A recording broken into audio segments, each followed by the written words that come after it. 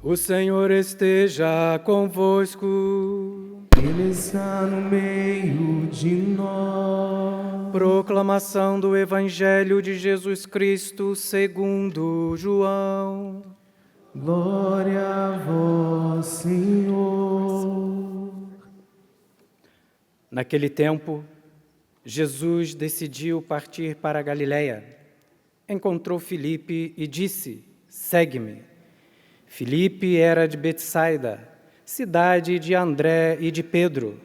Filipe encontrou-se com Natanael e lhe disse: "Encontramos aquele de quem Moisés escreveu na lei, e também os profetas, Jesus de Nazaré, o filho de José." Natanael disse: "De Nazaré pode sair coisa boa?" Filipe respondeu: "Vem ver." Jesus viu Natanael que vinha para ele e comentou: "Aí vem um israelita de verdade, um homem sem falsidade." Natanael perguntou: "De onde me conheces?" Jesus respondeu: "Antes que Filipe te chamasse, enquanto estavas debaixo da figueira, eu te vi." Natanael respondeu: "Rabi, tu és o Filho de Deus, tu és o Rei de Israel." Jesus disse: "Tu crês porque eu te disse, eu te vi debaixo da figueira? Coisas maiores que estas verás." E Jesus continuou: em verdade, eu vos digo, vereis o céu aberto e os anjos de Deus subindo e descendo sobre o Filho do Homem." Palavra da salvação. Glória a vós, Senhor.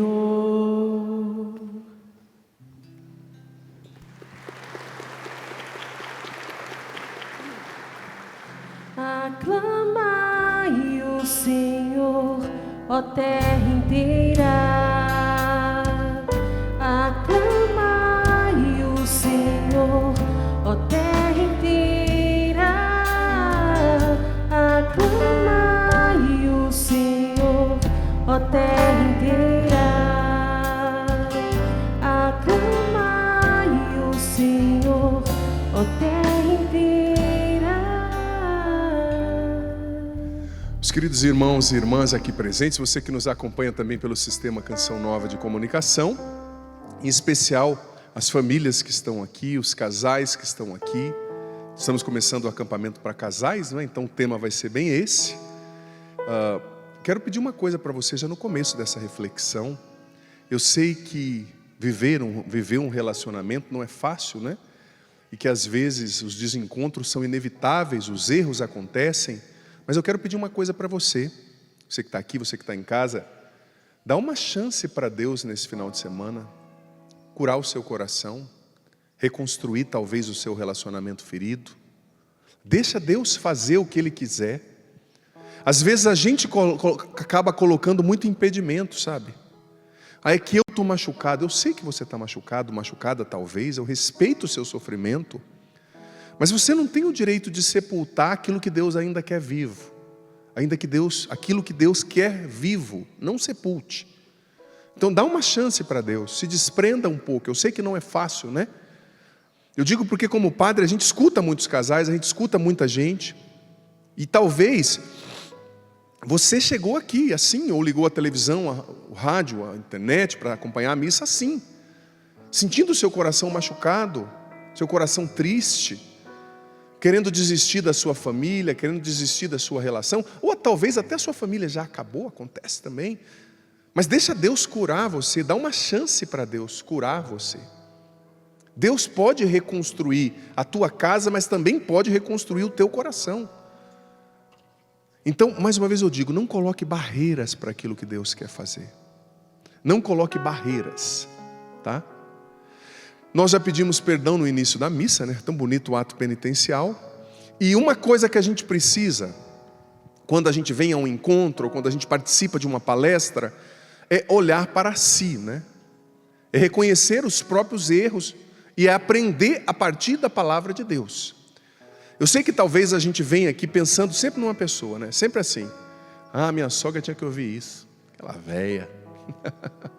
Minha vizinha. próprio para ela essa palavra. Não, é para você. É para você que está aqui. Às vezes as pessoas entendem errado, né? Que nem o rapaz que foi à missa e o padre falou, você precisa ser humilde, reconhecer os seus erros, abrace os seus erros, reconheça. Ele chegou em casa e abraçou a esposa, né?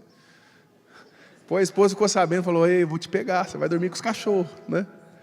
Às vezes a gente reconhece o erro no outro, né? O outro é o erro, mas o erro foi encontrar o outro. Não, os erros estão dentro de nós, né? Então nesse acampamento, olhe para dentro de você. Eu sei que o seu filho precisa, sua esposa precisa, sua sogra precisa, seu pai precisa, mas você está aqui. Então Deus vai fazer primeiro em você. Então esteja aberto, esteja atento para ouvir a voz de Deus, ouvir aquilo que Deus quer fazer dentro de você. Veja bem, o evangelho de hoje é muito bonito e muito característico. Nós encontramos 2 discípulos muito importantes ali, próximos de Jesus, que é Filipe.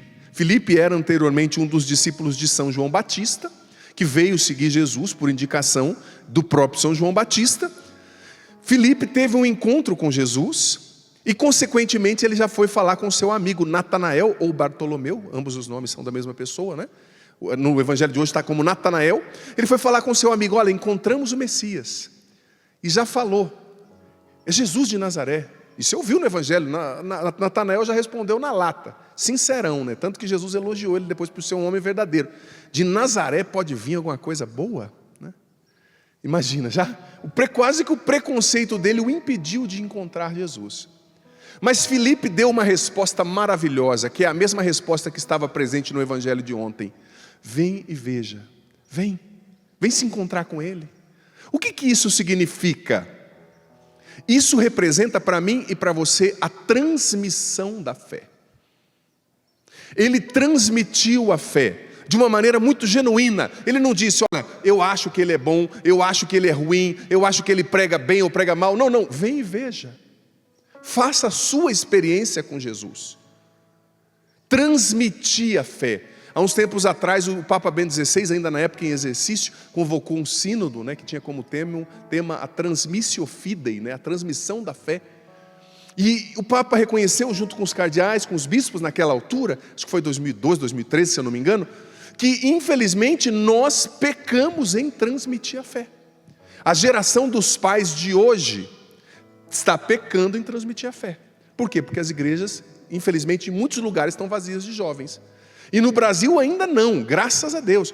Mas eu fui há uns anos atrás, vários anos atrás, fui com a minha irmã morava na Europa, num país que ela estava estudando, e nós fomos em um país de onde os nossos antepassados vieram, né? Fomos lá, um lugar que tinha ainda gente da família, e estando naquele país, eu e minha irmã fomos à missa. E a minha irmã é professora, né? Trabalha com educação, pedagoga. Acabou a missa, ela me disse algo que eu nem tinha reparado. Sabe quando você chega meio rápido, você não presta atenção? Ela olhou para mim e disse, ela falou para mim, você viu quantas pessoas tinham na missa? Eu falei, não prestei atenção. Ela falou, tinham 6. E as 6 com a cabeça totalmente branca. 2 dessas 6 mal conseguiam andar. Eu falei, você prestou atenção em tudo isso? Ela falou, prestei. E acabando isso, ela disse, os pais aqui não cumpriram o dever de casa. Como professora, ou seja, os pais desses velhinhos que estavam lá, desses idosos, os levaram à igreja, por isso que eles estavam ali. Mas os pais, eles como pais ou como avós, falharam em levar os seus netos e os seus filhos, porque senão eu teria jovem na igreja. E a igreja vazia de jovem. Eu não quero culpar pai e mãe não, tá? Não é esse o propósito. O propósito é entender que a gente errou em alguma coisa. A gente está errando em alguma coisa. Quantas pessoas que têm filho de 18 anos que ainda não é batizado?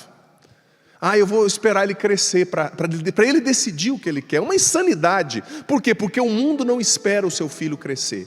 O diabo não espera o seu filho crescer. As ideologias não esperam o seu filho crescer. As séries que desconstroem a verdade do evangelho e da família não esperam o seu filho crescer. Elas estão entrando dentro da sua casa através do celular, através da televisão.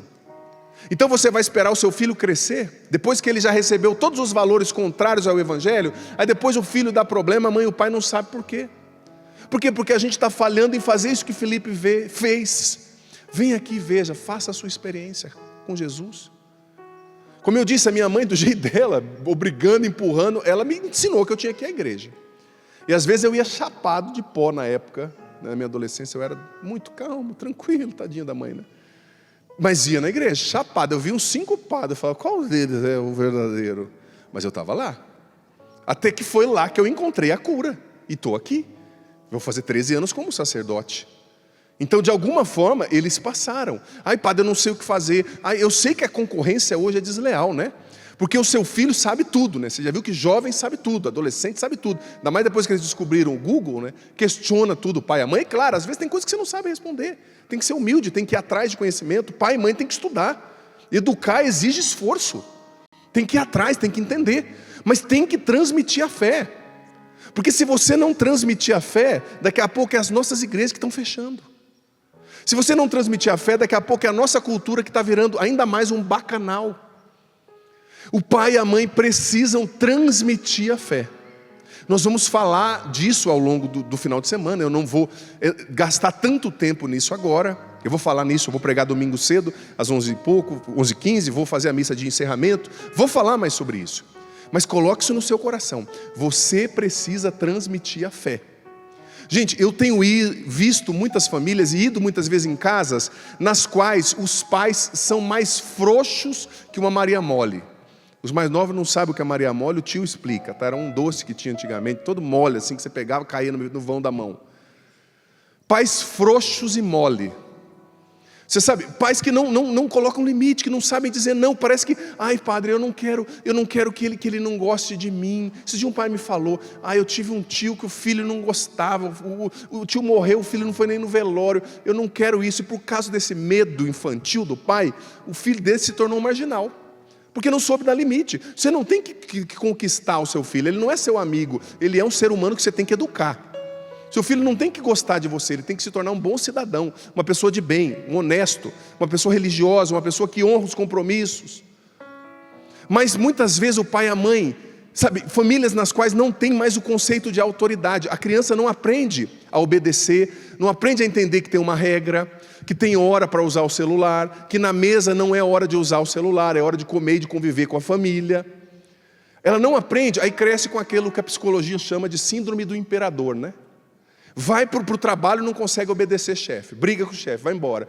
Vai para a igreja e não consegue obedecer o padre. Vai para o casamento, não fica 3 meses casado porque acha que a esposa está querendo mandar. Não é querendo mandar, um relacionamento as coisas são divididas, você não é um solteirão.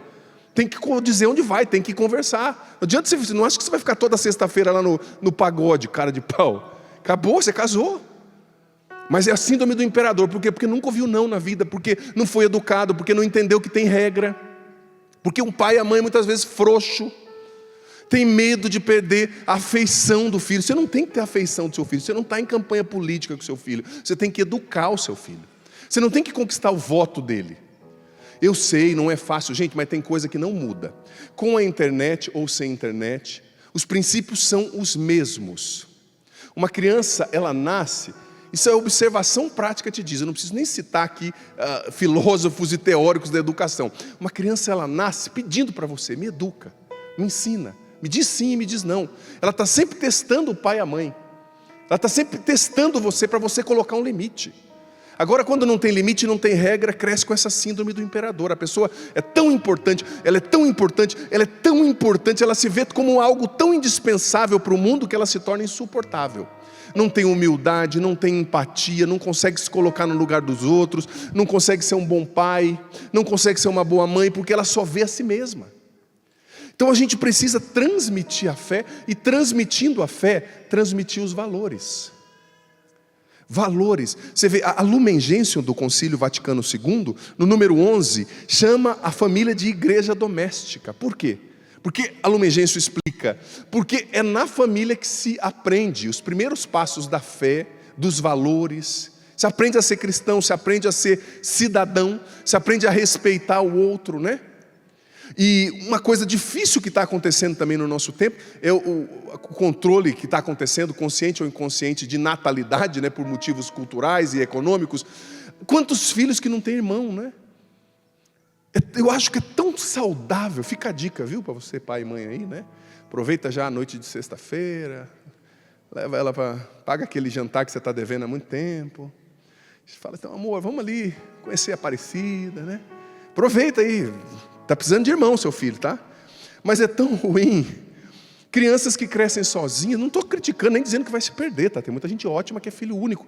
Mas venhamos e convenhamos, a convivência com outra criança. Nossa, eu vejo meu sobrinho. Ele era o centro da nossa família. Nasceu a minha outra sobrinha, que está com 2 anos e meio. Nossa, no começo para ele foi devastador, né? Ele não é ciumento, é uma criança boa, generosa. Mas ele sentiu. Pô, eu não sou mais o centro. O tio traz presente para mim, mas também traz para essa menina. Quem ela chegou aqui?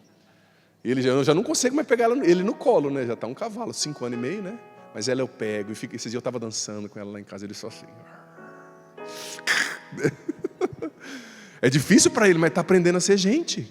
Está entendendo, ele não é a última bolacha do pacote. E ele às vezes trata ela mal, eu chego nele e falo, não é assim que você trata uma mulher, rapaz. Ele fica olhando assim, né? Você trata com carinho. Ele, tá bom, tio, né? Está aprendendo, vai ser um muito melhor esposo agora, com certeza, lá, se Deus quiser, né? Está convivendo com uma irmã, está vendo que é diferente, está aprendendo a respeitar, está aprendendo a dividir. Nem tudo que tem coisas que são dele e dela, mas tem coisas que são comuns, né? Está aprendendo a esperar. E no começo, quando a minha irmã ficava só com ela no colo dando mamar, a criança, você percebeu que quando a criança recebe um irmãozinho, parece que no início ela regride, né? Tinha dias que parecia que ele queria até mamar, com 3 anos e meio, ele queria, mãe, eu quero. A minha mãe falou, minha irmã falava, já foi, filho, vira a página. Mas é tão bom quando tem um irmãozinho, aprende a dividir. Agora, me perdoe, tanta gente que é criada igual um reizinho, é a síndrome do imperador, né? Que a psicologia analítica classifica com tanta maestria. A pessoa se torna insuportável e vai ser um marido péssimo. Por quê? Porque só vê a si mesmo. Só vê o próprio umbigo. Então, pai e mãe, a sua responsabilidade é grande. E eu quero dizer uma coisa para você que está aqui, para você que está com medo de ter filho, ou para você que tem filho. A gente tem que mudar essa chave na nossa cabeça, que a cultura de hoje está imprimindo, que filho é gasto, que filho é isso. Filho não é gasto, filho é bênção. Filho é uma bênção para você. A finalidade do matrimônio é também estar aberto à vida, é gerar vida. E quando você se abre à vida, pode ter certeza que a bênção e a graça de Deus, você é generoso se abrindo à vida, Deus vai ser generoso derramando bênção e recursos sobre a sua vida e sua família. Tenha certeza disso, em nome de Cristo eu proclamo sobre a sua vida isso. Filho não é gasto, é um investimento. É diferente um gasto e um investimento.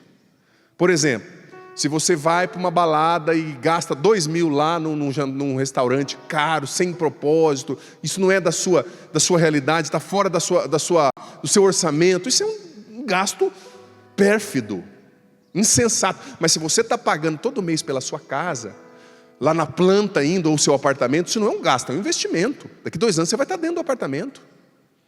Filho é investimento. Sabe? Agora, voltando ao assunto, falando sobre a questão de educar, né? Você viu que o Evangelho falou, Jesus no Evangelho fez um elogio para Natanael que é fantástico. Ele disse, aí vem um israelita de verdade, no qual eu não encontro falsidade alguma. Jesus fez um elogio indiretamente à verdade. Um israelita de verdade. É tão bom se relacionar com gente de verdade, é ou não é? Quando você se relaciona com pessoa que você vê que não é fake. Tem pessoa que se aproxima de você, você vê que tudo nela a gente vai ficando mais velho, né, mais maduro, você vai percebendo. Chega um momento da sua vida que você não quer se relacionar com pessoas que não sejam de verdade, né? A gente quer essência, não quer rótulo, né?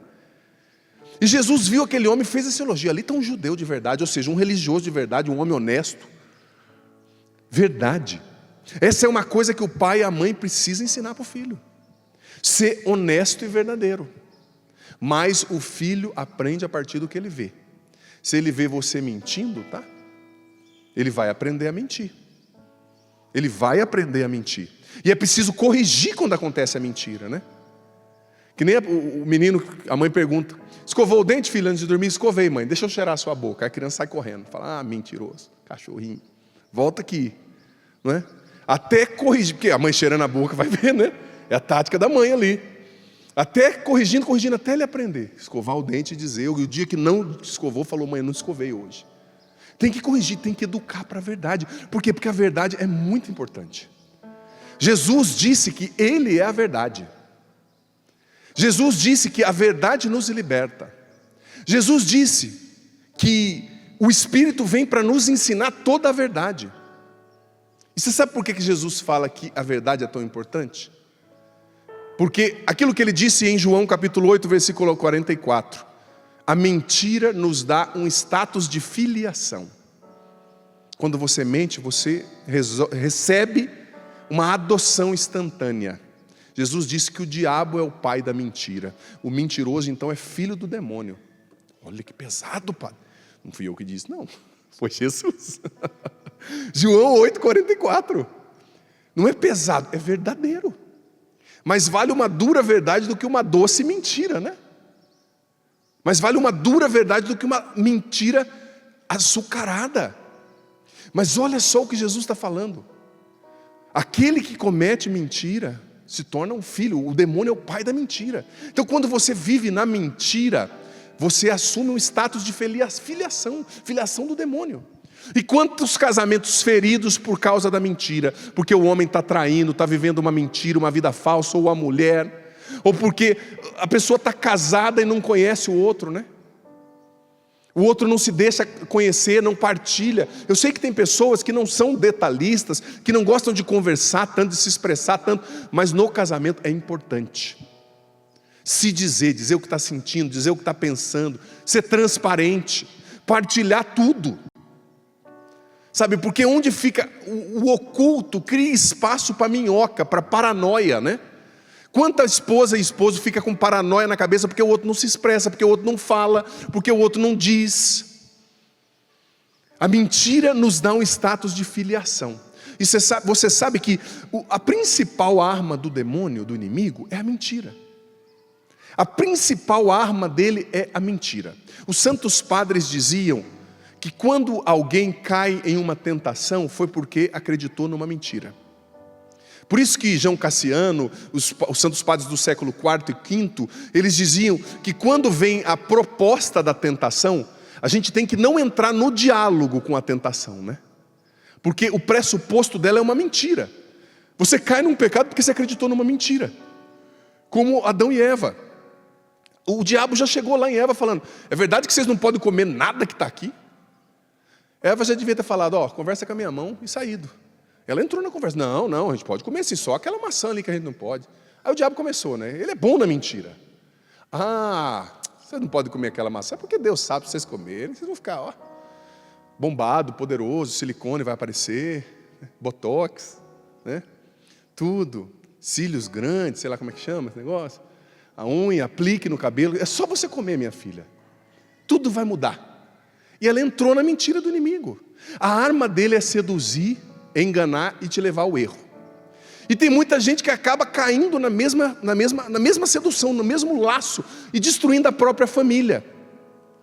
Porque o inimigo continua mentindo hoje, gente. Por exemplo, o filho pródigo, antes dele cair, ele acreditou numa mentira. Eu estou preso na casa do meu pai, lá fora o mundo está acontecendo, está todo mundo na festa e eu estou aqui nessa casa. Pegou a herança e foi até quase morrer. Todo mundo que peca acredita numa mentira. E você sabe que tem muita gente acreditando em mentiras e vivendo mentiras, internalizando mentiras.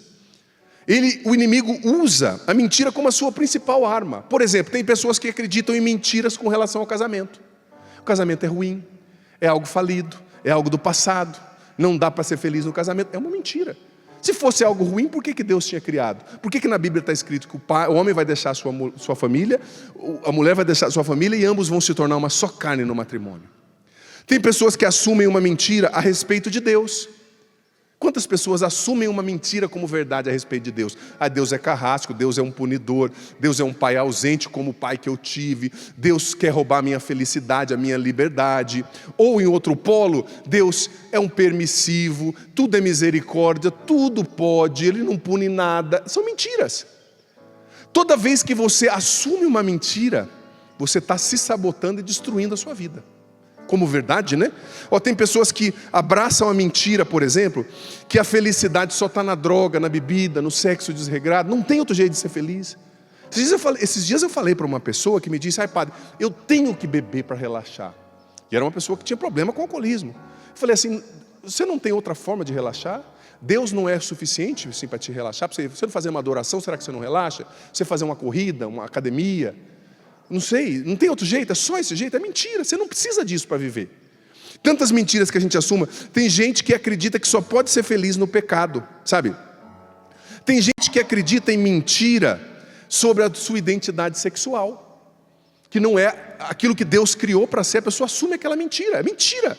Deus, está escrito o que Ele criou na Bíblia, como é o modelo de família bíblico, mas a pessoa vai internalizando mentira, vai vivendo a partir de uma mentira, e toda vez que você vive a partir de uma mentira, você está se condenando a uma vida infeliz, você está se auto-sabotando. Tem gente que acredita na mentira que a verdade é relativa, cada um constrói a sua, não existe verdade. Isso é verdade para você, mas não é verdade para mim. Você já não ouviu isso por aí? Mas não existe uma verdade com V maiúsculo, que foi revelada por Deus, que está na Bíblia? Para muita gente não. É mentira, a pessoa está acreditando isso, sabe? Pessoas que acreditam na mentira de que o mundo é dos espertos, que oferecer a outra face, como Jesus falou, não vai te levar a lugar nenhum. Mentira, gente, sabe? A gente tem que desconfiar de algumas verdades que a gente tem na cabeça, que a gente acha que é verdade, mas que no fundo é mentira. São pseudos verdades, né? A palavra mentira no grego é a palavra pseudos, né? Daí vem a palavra pseudo, né? Sheker do hebraico. Mentira é uma inverdade. E tem gente que constrói a sua vida no alicerce da mentira. Vai cair, vai ruir, vai ser grande a ruína. Sabe, quantos casamentos destruídos por causa da mentira. E quanta gente assumindo como verdade, mentira como verdade, nesse tempo. Padre, é porque a maioria faz assim, né? A maioria vive assim, a maioria trai, a maioria vive a sexualidade desse jeito, a maioria desconstrói a própria identidade sexual, a maioria assume a mentira como verdade. Cuidado com a maioria, viu? Foi a maioria que não entrou na arca, quando Noé construiu a arca, você sabia disso? Foi a maioria que construiu o bezerro de ouro, quando Moisés subiu no Monte Sinai e cometeram o pecado da idolatria. Foi a maioria que pediu para soltarem Barrabás e condenarem Jesus. Foi a maioria que entrou, é a maioria que entra pela porta larga, que concorda com o pecado. Então não siga a maioria, siga Jesus Cristo, que é Ele que vai te salvar, não é a maioria. Não é o que estão dizendo por aí, o que estão defendendo por aí. Porque as ideologias vêm e vão, mas Jesus fica, sabe? E mais uma vez eu convido você a olhar quais mentiras talvez você assumiu como verdade. Eu não posso ser feliz, padre. Eu não sou bom o bastante. Crianças que assumem a mentira que a separação dos pais é culpa delas. Esses dias eu atendi uma criança que é culpa dela, que eu não sou bom o bastante para ser amada, porque eu não sou bonita igual a minha prima. Porque a pessoa sofreu um abuso na infância e cresce internalizando aquele abuso como se fosse culpa dela, se sentindo feia, se sentindo suja. Então por causa disso envereda por um caminho de perdição, porque não valho nada mesmo, não mereço ter o carinho de ninguém. São mentiras. Só que só a verdade de Deus liberta você e o seu casamento. Só a verdade de Deus liberta você. Sabe, eu estava lendo hoje uma entrevista bem interessante de uma psicóloga clínica de uma universidade dos Estados Unidos, da Yeshiva University, ela falando sobre o mal que uma mentira causa num relacionamento, por exemplo, num casamento. Primeira coisa que uma mentira destrói num relacionamento é a confiança. A confiança. A base da confiança, ela corrói, né? E confiança é uma coisa que para reconstruir leva tempo, né? Às vezes eu vejo um casal, por exemplo, o marido traiu, ou a esposa traiu, e a pessoa decide voltar e já quer que o outro resolva assim em 5 minutos. Não, já estou aqui, perdoa. Tudo bem, ele perdoa, mas a confiança você vai ter que reconquistar. Porque a mentira destrói a confiança. E essa psicóloga estava dizendo, olha, a mentira num relacionamento ela pode causar insegurança, medo, até levar o outro à depressão. A falta de intimidade, né, o medo da insegurança faz com que a pessoa não se entregue. A angústia, né, ela estudou pessoas que viveram relacionamentos que foram destruídos por mentira, ou nos quais tinham mentira por anos. Ela concluiu que até a concentração da pessoa é afetada quando há mentira, porque essa insegurança deixa a pessoa sempre naquele estado de alerta, né? O que vai acontecer? O que esse homem vai fazer? O que essa mulher vai fazer agora? Meu Deus, a pessoa não descansa, fica ansiosa, fica agitada, pode levar à depressão, né? Quantas mentiras talvez já não aconteceram no seu relacionamento que não machucaram você? Quantas mentiras talvez já não aconteceram no trajetória do seu casamento? Na trajetória, melhor dizendo, né? Às vezes até no namoro a pessoa oculta tanta coisa, né?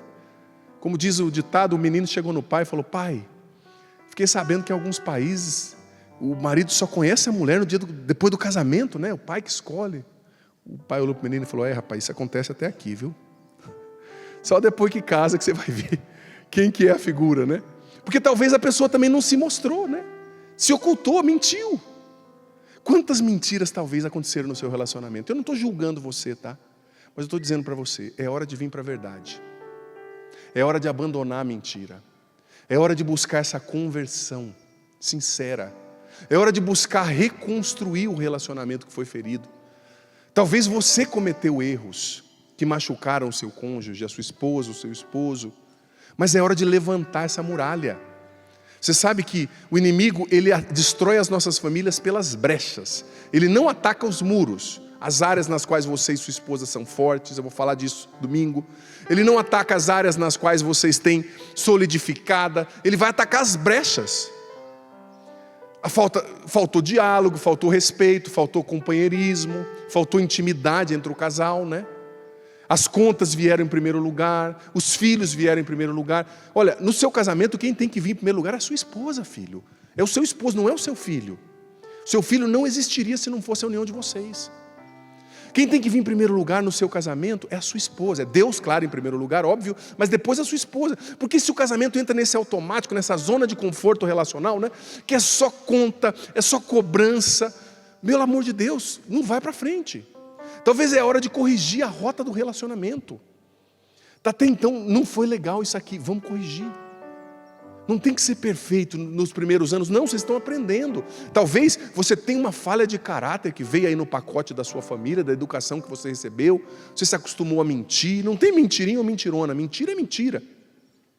Mas está na hora de voltar para Deus, está na hora de se converter, está na hora de mudar a rota. Deus pode reconstruir aquilo que foi ferido na sua casa, no seu relacionamento. Mas você precisa querer voltar para Deus, você precisa querer estar na presença de Deus, você precisa querer, sabe, fazer do jeito certo o que você fez do jeito errado. E olha, a gente vê hoje em dia quantas músicas incentivando o adultério, né? Traio mesmo, se perguntar, nego até a morte. As pessoas que estão construindo a vida na mentira. Mas está na hora de você largar qualquer mentira que exista na sua vida, você aqui, você em casa. Está na hora de você talvez trazer à luz coisas que você está ocultando há tanto tempo da sua esposa, do seu esposo. Para vocês recomeçarem do jeito certo. Claro, você vai ter discernimento, tem coisas que talvez não venham ao caso. Você trazer à luz, você dizer que já estão resolvidas. Mas construa o seu relacionamento a partir de hoje no alicerce que é a verdade. Que é a verdade. E mais uma vez eu digo, o casal precisa saber da vida um do outro. Tem gente que se sente invadido, né? Tempos atrás eu atendi um casal que a esposa cresceu em um ambiente no qual a mãe e o pai eram bem generais assim. Não generais no sentido negativo, mas de acompanhar tudo, saber onde vai, por que vai, com quem vai, que hora volta. E o menino cresceu num ambiente que a mãe dele, esquecia até o nome dele se bobear. Dormia fora, aí antes dele sair ele perguntava: mãe, você não quer saber onde eu vou dormir? Não, vai lá, dorme lá onde você quiser. Ele era adolescente, então ele cresceu livre. Então às vezes a esposa ia perguntar as coisas para ele, ele se sentia totalmente ofendido. E brigava com a esposa e deu muita confusão no relacionamento. Até ele entender que aquilo era cuidado, era amor, não era opressão. Porque ele tinha sido criado de uma outra forma. Mas no casamento tem que se partilhar tudo, sim. Tem que se conversar. A sua esposa precisa saber onde você está indo, filho. A sua esposa precisa saber com quem você vai. Você não é solteiro. Você não é solteira. Claro, tem coisas que vocês vão ter, a individualidade de vocês, mas vocês têm que conversar. Vocês têm que colocar em comum, vocês têm que viver as coisas juntos. A sua esposa precisa saber dos seus sentimentos. Você precisa saber dos sentimentos da sua esposa. Transparência. É a verdade, gente. É a verdade. A verdade dói, mas ela é o único jeito de você reconstruir a sua vida. É o único jeito de você reconstruir o relacionamento. Porque a mentira machuca muito, como dói quando a gente sabe que uma pessoa na qual a gente confiava não é nada do que a gente achava, que mentiu para nós por anos, que tem uma outra face, né? E eu acho tão bonito quando uma pessoa que tem uma dificuldade, porque às vezes você tem uma dificuldade, mas se você chegar na sua esposa com sinceridade e dizer: ó, minha esposa, eu amo você, o problema não é você, mas eu tenho uma dificuldade. Eu vejo uma mulher, nossa, mas quando é bonita assim, nossa, difícil, me ajuda aqui, me dá um beliscão quando você vê que eu estou olhando demais. Pede ajuda para sua esposa, meu irmão. Vocês têm que partilhar. Porque a gente que é homem, que é muito visual, né? Até o padre, às vezes, quando está no aeroporto, está olhando para baixo, você perdeu alguma moeda. Ele, não, estou olhando para baixo aqui, que está difícil olhar para frente. Difícil olhar do lado, né? Tem dia que você pensa, você pede a Deus assim, Senhor, me dá 10 minutos de miopia, por favor, só para atravessar essa rua aqui, né? Que você, miopia, você não enxerga direito, é tudo meio... Talvez o teu marido, os homens são mais visuais, nós somos assim, né? Um pouco da nossa constituição, mas talvez você tenha que pedir para a sua esposa, me ajuda, eu tenho dificuldade nesse quesito, ou eu tenho dificuldade com a bebida. Sabe, ser humilde, ser transparente, isso salva um casamento. Meu amor, me ajuda, não deixa eu tomar, porque se eu tomar eu não sei parar. Pede para sua esposa, você casou para ter uma companheira, não é uma competidora, não é uma adversária, é uma companheira. E talvez você, mulher, o seu defeito, sua dificuldade é o temperamento. Mansa igual uma onça prenha, né? Mansa que dá medo. Quando ela acorda cedo, de leão, não é só o cabelo, não, é o coração. Aquela braveza, né? Esbravejando. Talvez você vai pedir para ele, me ajuda, meu amor. Eu quero ser mais mansa, eu quero estourar menos com os meus filhos, eu quero ser uma pessoa melhor. Vocês podem contar um com o outro. Por isso que Deus colocou você um do lado do outro, vocês um do lado do outro, para serem sustento, para serem apoio, para serem também amigos, para serem parceiros nesse caminho de santificação. Deus colocou você do lado dela para você levá-la para o céu. Deus colocou você do lado dele para você levá-lo para o céu, para você santificá-lo. E para isso é preciso partilha, para isso é preciso verdade, para isso é preciso perdão, para isso é preciso recomeço, para isso é preciso querer ser melhor. Sabe? Querer ser melhor e contar com a ajuda do outro, pedir com humildade, me ajuda, meu amor, me ajuda, meu esposo, minha esposa, me ajuda. Eu quero ser melhor nisso aqui. Né? Talvez o teu marido ainda não teve essa humildade, mas dê também essa abertura para ouvi-lo, porque às vezes quando os filhos vêm, né, o pai e a mãe perdem a individualidade, mas precisa ter esse momento para vocês conversarem, se entenderem. Transparência, verdade. Enfim, essa é só a primeira homilia, né? A gente vai viver muita coisa nesse acampamento, Deus tem muito para nós, mas eu gostaria que você refletisse muito sobre isso. Quais são as mentiras que você precisa tirar da sua vida nesse final de semana? E o confessionário está aí, graças a Deus. Amanhã talvez é a hora de você cedinho já fazer o seu exame de consciência e ir para a confissão. Confessar os seus pecados. E confessar suas mentiras e recomeçar. Tem umas que talvez não é o caso de você partilhar, porque já são coisas complexas, resolvidas, mas com o padre na confissão você tem que trazer tudo para você ser perdoado. Para você se reconciliar com Deus. Amém? Vamos ficar em pé? Vamos cantar um pouquinho. Antes de cantarmos ainda, peço que você levante seus braços, por gentileza, e reze junto com o Padre. Vem, Espírito Santo. Vem, Espírito Santo. Tu que és a verdade. Tu que és a verdade. Tu que revelas a verdade. Vem me libertar.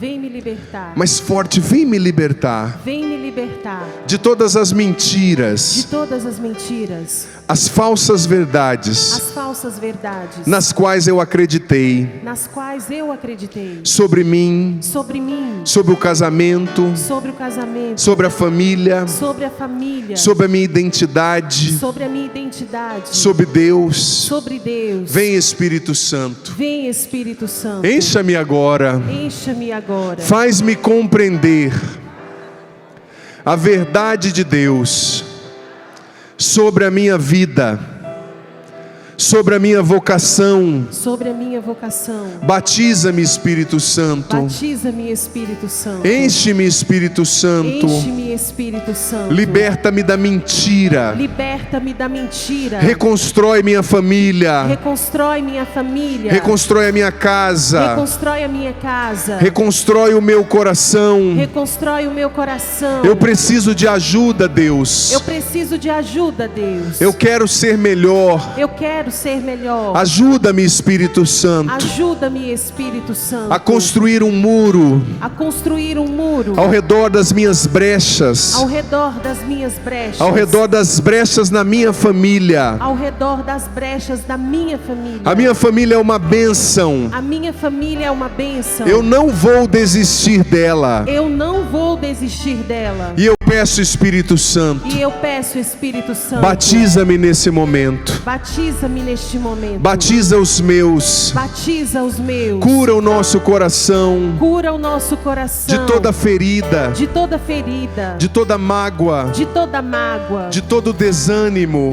de todo desânimo, de toda dor. de toda dor. Arranca, Espírito Santo, Arranca, Espírito Santo, as mentiras enraizadas em nós. as mentiras enraizadas em nós. E com os braços erguidos, amado filho, amada filha, vamos cantar do fundo do coração. Restaura minha vida, Senhor.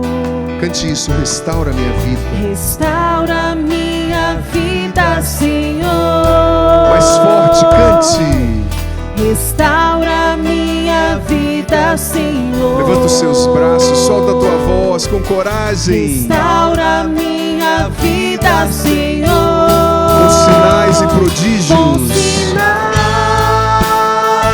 e prodígios. Sobre nós derrama o teu Espírito. Sobre nós derrama o teu Espírito. Cante isso do fundo da alma. Com sinais e prodígios. Sobre nós. Sobre nós derrama o teu Espírito. Restaura minha casa, Senhor. Cante. Restaura minha casa, Senhor. Mais forte, restaura. Restaura minha casa, Senhor. Canta forte. Restaura minha casa, Senhor. Restaura minha casa, Senhor. Com sinais e prodígios. Com sinais e prodígios. Sobre nós derrama o teu Espírito. Com sinais. Com sinais e prodígios. Sobre nós derrama o teu Espírito. Jesus, Maria e José. A nossa família vossa é. Jesus, Maria e José. A nossa família vossa é. Jesus, Maria e José. A nossa família vossa é.